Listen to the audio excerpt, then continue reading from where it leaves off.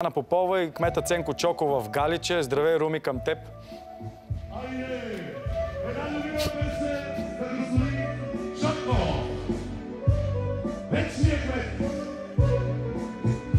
Здравейте от Галиче. Изключително шумно е тук при нас. Нарекоха Ценко Чоков вечния кмет. Пети мандат за господин Чоков. Той е приготвил тук един голям банкет за местните хора. Може да видите, масите вътре са заредени. Специално уиски. Всички празнуват. Оспорвана беше днес надпреварата тук в село Галиче. Ще се опитаме да ви предадем част от атмосферата на жителите на селото, които, знаете, ходиха на предизборно море. Кметът Ценко Чоков заяви, че ще ги заведе след изборите и на почивка на планина. Празникът вътре започва, но нашият екип за сега не е поканен.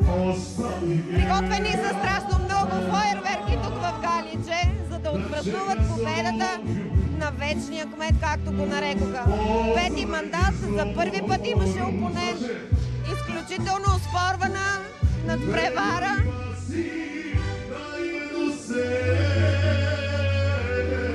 В село Галиче няма да има промяна, виждате. Имаше двама кандидати. Ценко Чоков, подкрепен от БСП, спечели. Загубилият е Веселин Тушинов от БСП.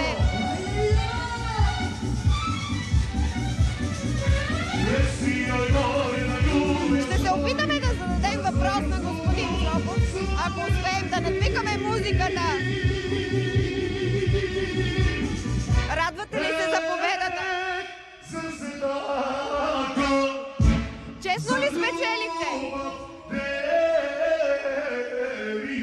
Очевидно ще можем да му задаваме въпроси по-късно, за да разберем доколко честен е бил вода в Галиче и с колко гласа Ценко Чоков е спечелил.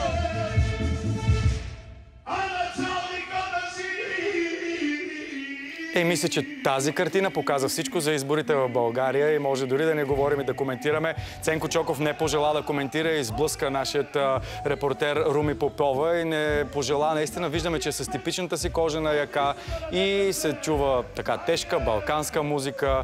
Наистина, това ли е България? За какво изобщо говорим? За съжаление, има такива случаи, такива